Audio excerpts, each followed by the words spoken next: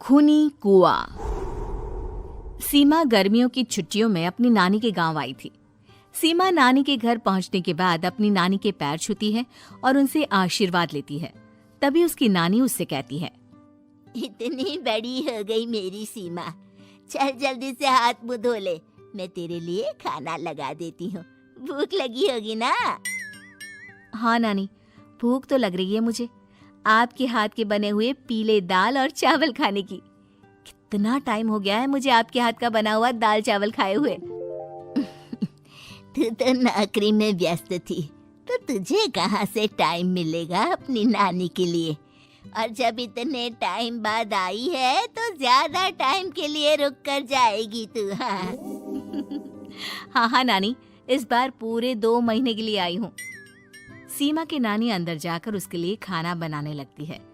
सीमा कमरे में अकेली होती है, तभी उसे किसी औरत के रोने की आवाज सुनाई देती है। वो कभी खिड़की से बाहर झांकती है तो कभी दरवाजे से बाहर झांकती है। उसे समझ में नहीं आ रहा होता है कि आखिर रो कौन रहा है। तभी नानी खाना लेकर आ जाती है।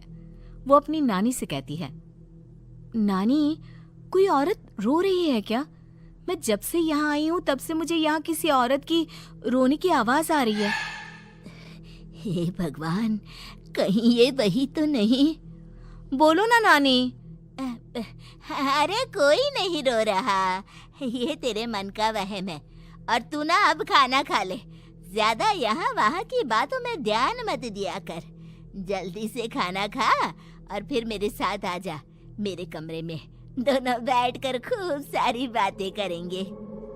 ऐसे ही अगले दिन सीमा अपनी नानी के साथ गांव के बाजार जा रही होती है। उसी रास्ते में फिर से किसी औरत के रोने की आवाज आती है। वो अपनी नानी से कहती है, अरे नानी, क्या सच में तुम्हें अभी भी किसी औरत के रोने की आवाज नहीं सुनाई दे रही? मुझे किसी औरत की बहुत बुरी तरीके से रोने और चीखने की आवाजें आ रही हैं। मैं बहुत परेशान हूँ नानी, आखिर ये कौन है? मुझे लगता है कि सीमा को शहर भेज देना चाहिए, यहाँ रहना उसके लिए ठीक नहीं। नानी बोलो ना, आप चुप क्यों हो जाती हो?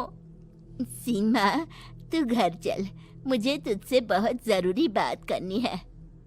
नानी सीमा को घर ले आती है और सीमा से कहती है, सीमा, कल सुबह तू शहर वापस चली जाएगी। अरे अचानक? आखिर क्या बात है नानी, आप मुझे ऐसे जाने को क्यों कह रही हो? मैं बस जो कह रही हूँ उस पर ध्यान दे। तू कल सुबह यहाँ से चली जाएगी, और ये बात मैं कोई मजाक में नहीं बोल रही। तू कल जाएगी तो मतलब जाएगी। अरे नानी, चली जाऊंगी मैं, ठीक है, पर आखिर बात क्या है ये तो बता दो। मम्मी से कोई बात हुई है या फिर मुझसे कोई गलती हुई है जो तुम मुझे अचानक से जाने के लिए बोल रही हो? देख सीमा, रात बहुत हो चुकी है और मुझे इस बारे में कोई बात नहीं करनी। चल, अब चल के मेरे साथ सो जा। सुबह की बस पकड़कर तुझे शहर भी तो जाना है। सीमा को अपनी नानी का ऐसा व्यवहार देखकर बहुत ही अजीब लगता है। उसे कुछ समझ में नहीं आ रहा होता है कि आखिर उसकी नानी उसे अचानक से गांव छोड़कर जाने के लिए क्यों कह रही है। ये सारी बातें सोचते सोचते सीमा की आंख लग जाती है और वो अपनी नानी के साथ सो जाती है। ऐसे ही आधी रात को सीमा को फिर से किसी औरत की रोने की आवाज सुनाई देती है।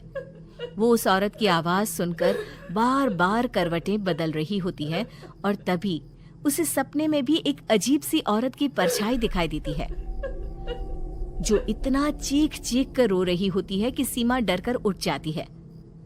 वो पूरे पसीने पसीने हो रही होती है। वो अपने आसपास देखती है तो घर में बिल्कुल शांति का माहौल होता है।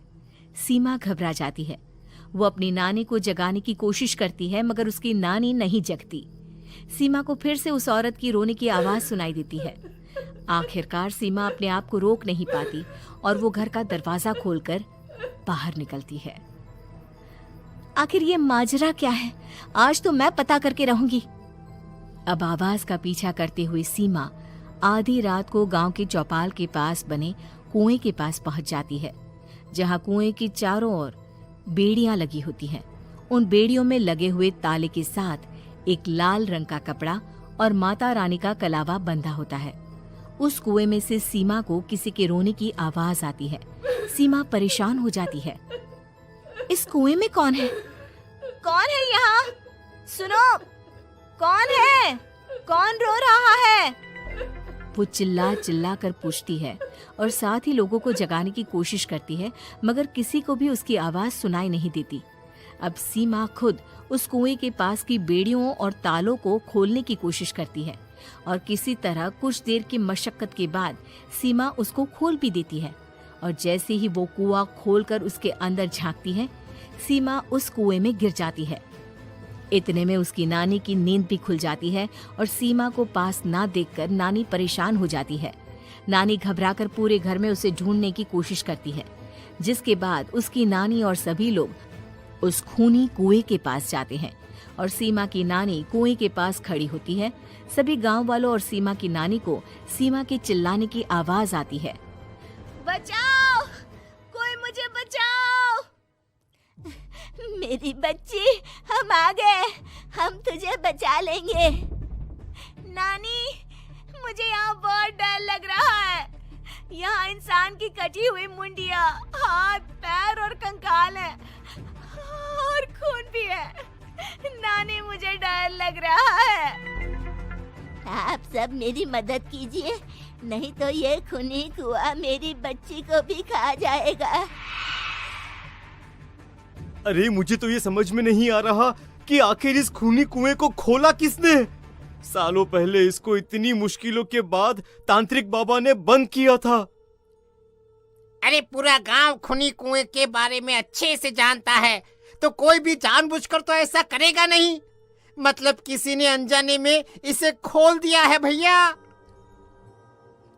सीमा को इस बारे में मालूम नहीं था और जब से वो यहाँ आई थी तभी से उसे किसी औरत के रोने की आवाजें भी सुनाई दे रही थी। कहीं सीमा ने ही तो उसे नहीं खोला। अगर ऐसा है तो फिर सीमा का बचना बहुत मुश्किल है। वहीं कुएं के अंदर सीमा रोते हुए बैठी होती है कि उसे आवाज सुनाई देती है जो कुएं के बाहर खड़े गांव वालों में से किसी को सुनाई नहीं देता। आज सालों के बाद मुझे ताजा खून मिलेगा। तेरा खून पीकर आज मैं अपनी प्यास बुझाऊंगा।